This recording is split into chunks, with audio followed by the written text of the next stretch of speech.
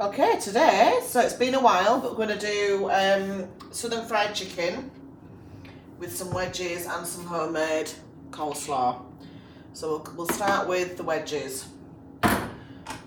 So we need to just microwave them first so that they're soft. So just put a little incision down the middle, not obviously right the way through, just, and then we're going to spin round, shove them in the microwave for about just 10 minutes to start with. Okay, so they're on for 10 minutes, just softening in the microwave. So this is some sliced cabbage, I'll show you which one it is. It's the white cabbage. You can add bits of red and stuff if you want, but I think it makes it go a bit funny. One grated big carrot and a couple of onions, which I've grated, but you might best put in a food processor or whatever, but I've just grated it. So mayonnaise. Just, less is more, you can always add. Just a minute, stir that.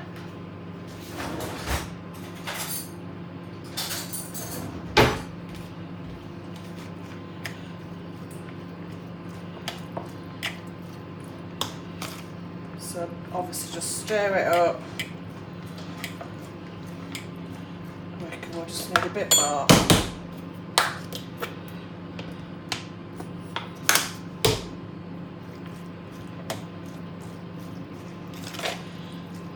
You can add some sour cream at this point if you have it. I ain't got any in, so it doesn't matter.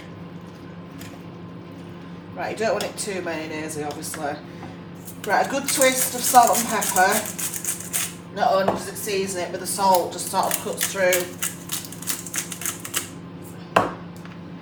and just softens it slightly. And then to cut through, we want some white wine vinegar. So I'm too scared to do it like that. We'll just put a capful in for now. Obviously that's going to really sharpen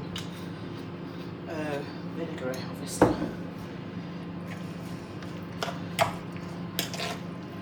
Right, and then I'm just going to leave that because we can adjust if we want a blob more mayo or a bit more seasoning or vinegar, then we can add that, but that to me looks about right.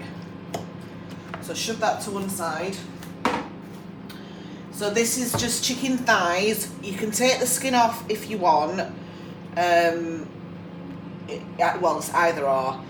All that is milk, butter, and milk, eggs, and seasoning. So there's a couple of eggs, some milk, just so that it covers it, and that's been in there for at least a couple of hours already. Just tenderises the chicken slightly. Some people use buttermilk, or there's hundreds of different combinations of what you can use, but I just find this one works. So all it is milk and eggs. Right, so we'll come back in about 10 minutes when the jackets are done, and we'll show you the actual batter mix. Okay, so the potatoes are out of the microwave, so it's just basically softening them up, a bit of a cheat really, I suppose. Don't cut them straight away because they're too hot.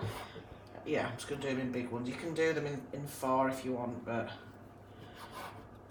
that looks perfect to me. That one's quite big, so I'll do that one there. Don't worry if they break like that, because it all adds to the crunchiness later on.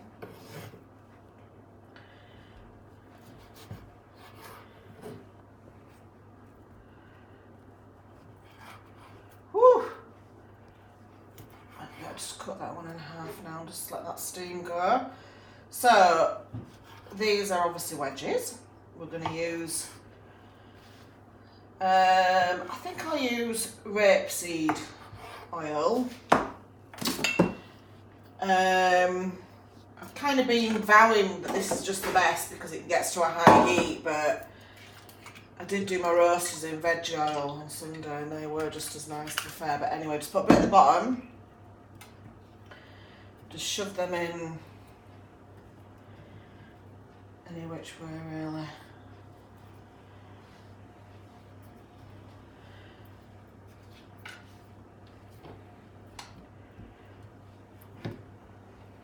we're just going to put them in the oven. Right, a little bit over the top.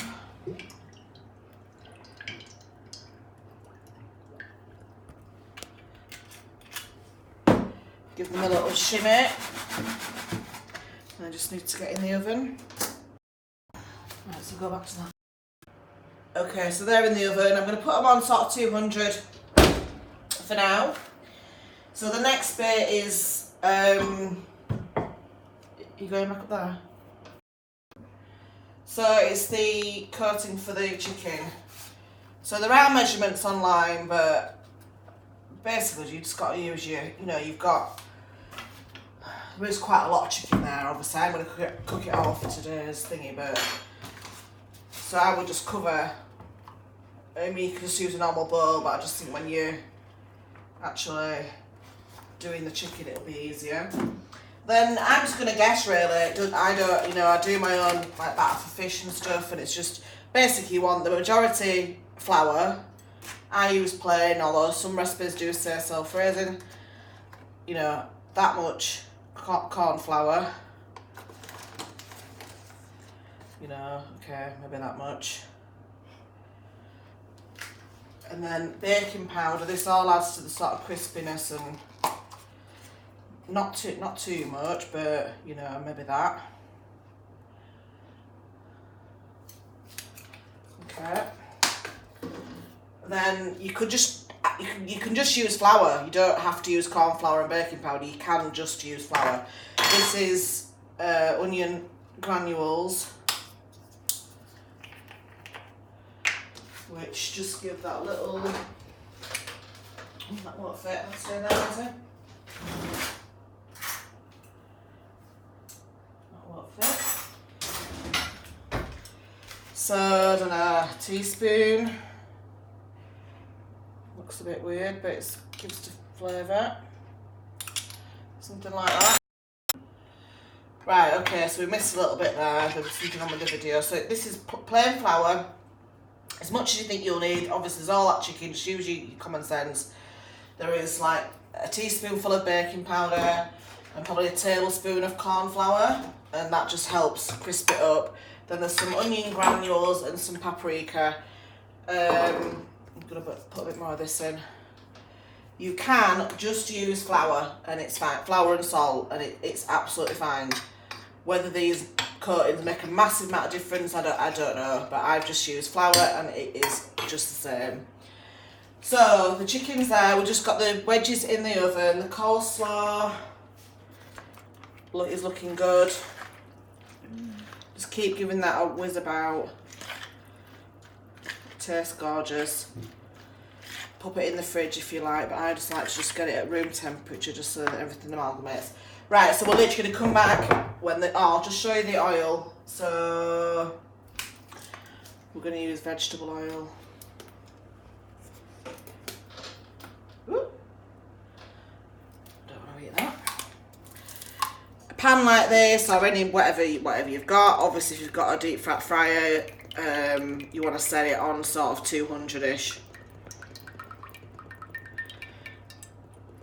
I mean, yeah, it's deep frying. You're going to have to. I want basically when I put that chicken, I want it to come sort of halfway up, so I reckon that's fine. I'll just go in that. So we'll come back in about 10 minutes when the wedges are nearly ready. Okay, so the wedges are in. Coleslaw's made, so we're going to do the chicken. So just grab a piece, shove it in the flour.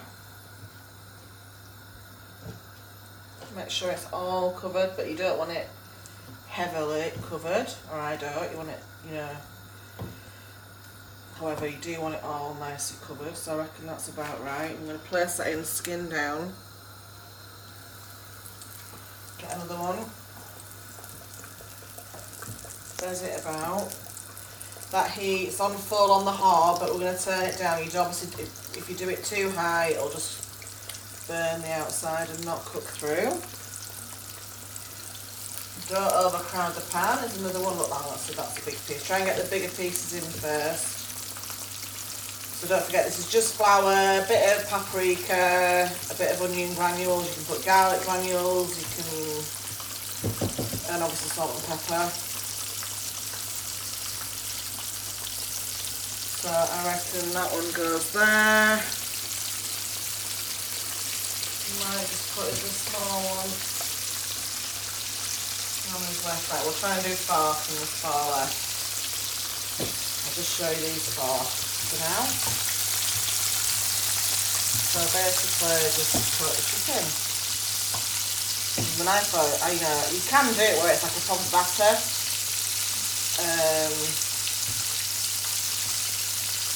But this is just as good. This is probably to the type. You can get, which I've used a few times, like a sugar and fried sort of powder that you add to the flour, or you can just, they say to do it just in the mix, but it's really spicy. So I wash it down really thin with the plain flour. So obviously they are chunky bits of chicken. They're not going to take 2 minutes, they're going to take a while. You can put the lid on if you want, makes it a bit more tender. And I would say 10 minutes at least on each side.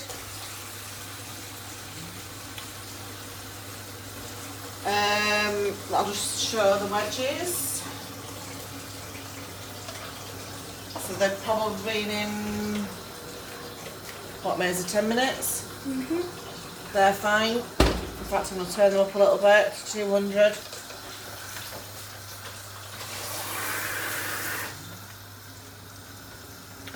So we're just going to leave that.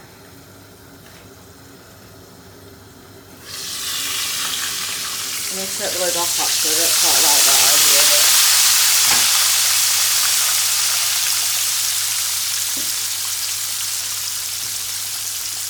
You don't have to do anything with it, just leave it to crispen up. So we'll come back in, we won't come back in the full 10 minutes because it might be ready, and we'll just do ready to spin, we'll do 7 minutes or something and we'll come back. Okay, so it's been about, well, it's actually been about 5 minutes. You can see it's going brown on the edges, so we're going to spin it over. Obviously that's nowhere near done, we're just spinning it over. Don't get the oil too high because I've used more of a deep frying pan, so obviously it'll overflow if there's too much oil in. That makes a sputter like that is just the fat coming out of the chicken. So I'm going to turn it down a tad, just like literally, so it's on sort of half a full blast. So that looks good to me. And another tip with any sort of meat, really, obviously you've got to be extra careful when you do stuff like this so it is cooked through. But generally, when you can smell the smell of the meat that you're cooking, so the chicken, porky, beef, it's done. You don't let off that sort of chickeny smell until it's done. But that's nowhere near done, just to know. Right, so 3 minutes and we'll come back. Okay, so it's been 5 minutes on the other side. So if you look and think, ooh, it's, you know, it looks ready, doesn't it? There's absolutely no way that's ready. We'll turn it over.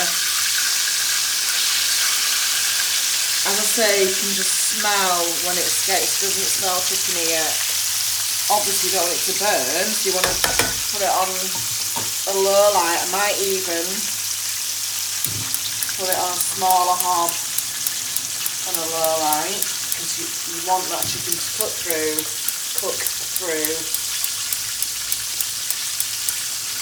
That's I'm going to make that transition now, just whack it over.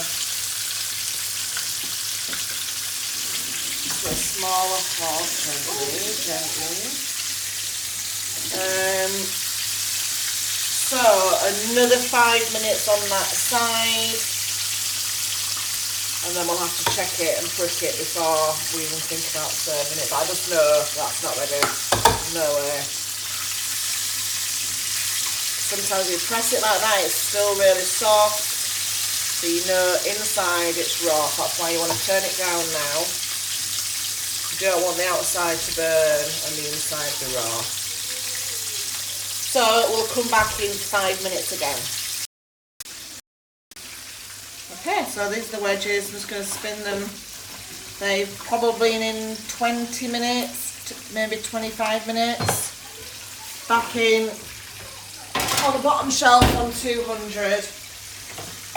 Right, okay, so this is just bezzing away at the back. I reckon we are nearly there.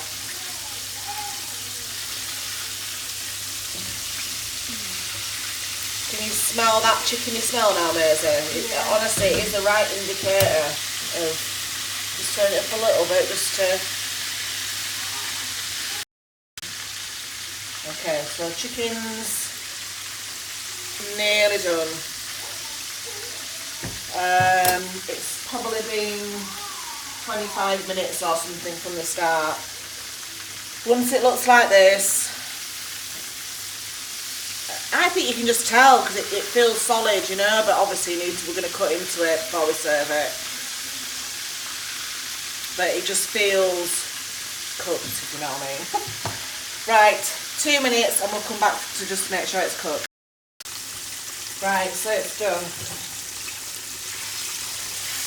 You need that brown coating.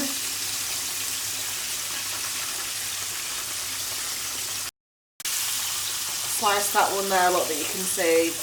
If you see any bit of running pink blood, it is not ready and that will make you poorly. I'm not saying cook it so that it's dried out to a bone, because that's equally, well, you won't get ill, but it's just, what's the point of all this palaver if it's just completely dry to a bone. So that's perfect, I would say. And I think that corn flour and baking powder is actually, I don't know, like I said, I normally just do flour, which you can just do. Okay, I'm going to leave that there actually. Obviously turn the fat off. Then we're going to go in for the wedges.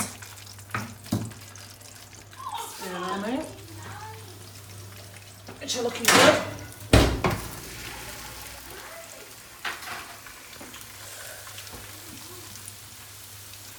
Put them on some kitchen roll. Oh yeah, you just know they're crispy. Right, this is just you two, isn't it? So we'll do... I think that's enough. That's plenty, isn't it? Mm-hmm. Plenty. And that what I'll do is just put that down on proper low, as on like 50, which basically just keeps it warm. Go back in. So the kids are going to have one of these each. They might go back in for two, but I think one's plenty. Coleslaw. Add a little bit of salt to your wedges, a little bit of salt to that. Bish bash bosh, some of the fried chicken.